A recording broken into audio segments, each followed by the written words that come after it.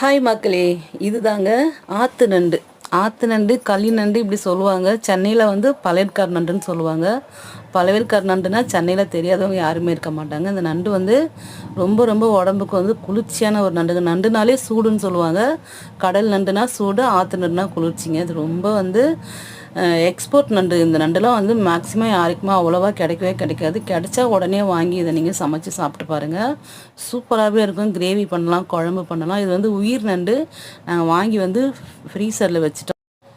ஃப்ரீசர்லேருந்து எடுத்து கூலிங்லாம் போன பிறகு தண்ணி விட்டு நல்லா நான் 3 நாள் தண்ணி விட்டு நல்லா கழுவிட்டு இந்த ஓடு எடுக்க கொஞ்சம் சிரமமாக இருக்கும்.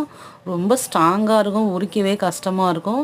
இந்த நண்டு வந்து உயிர் நண்டாக இருக்கும் போது என்னென்னா அந்த கால் கொடுக்கலாம் இருக்குது பார்த்தீங்களா, அதெல்லாம் வந்து கையை வச்சு இந்த மீனை க்ளீன் பண்ணவே முடியாது. அதனால் ஃபஸ்ட்டு அந்த நண்டுலாம் கட்டி இருக்கும் போதே அந்த கொடுக்க வந்து ஒரு இடுக்கி வச்சு எடுத்துட்டு அதன் பிறகு நம்ம அந்த நண்டை இப்படி ஆய ஆரம்பிக்கலாங்க. இது வந்து நண்டில் இருக்கக்கூடிய முட்டை. இந்த முட்டையெல்லாம் தூக்கி போடாமல் நம்ம அப்படியே தான் சமைக்க போகிறோம்.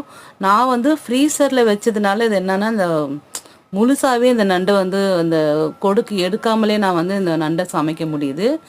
இந்த மாதிரி நீங்களும் வாங்கி ஃப்ரிட்ஜில் வச்சுட்டு மறுநாள் கூட நீங்கள் சமைக்கலாம். உடனே சமைக்கிறதா இருந்தாலும் நண்டு வந்து கட்டி இருக்கும் போது அந்த கொடுக்கெலாம் எடுத்துட்டு அதன் பிறகு நம்ம வந்து செய்ய ஆரம்பிக்கலாம்.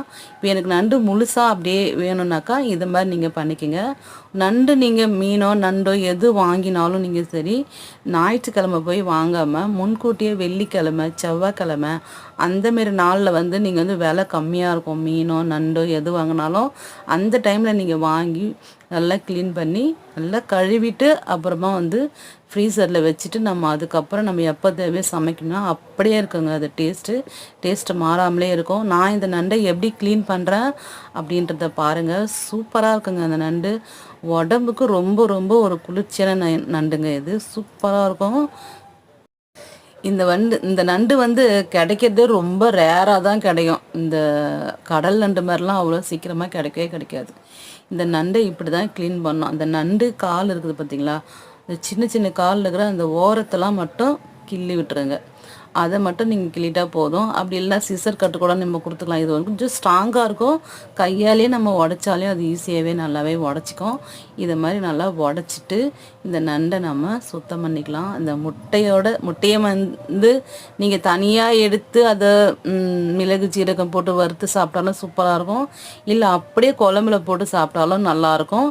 நீங்கள் இந்த மாதிரி நண்டு வாங்கினீங்களா இந்த மாதிரி நீங்கள் வந்து க்ளீன் பண்ணுங்கள். ரொம்ப ரொம்ப ஈஸியாக இருக்கும். ட்ரை பண்ணி பாருங்கள் மக்களே.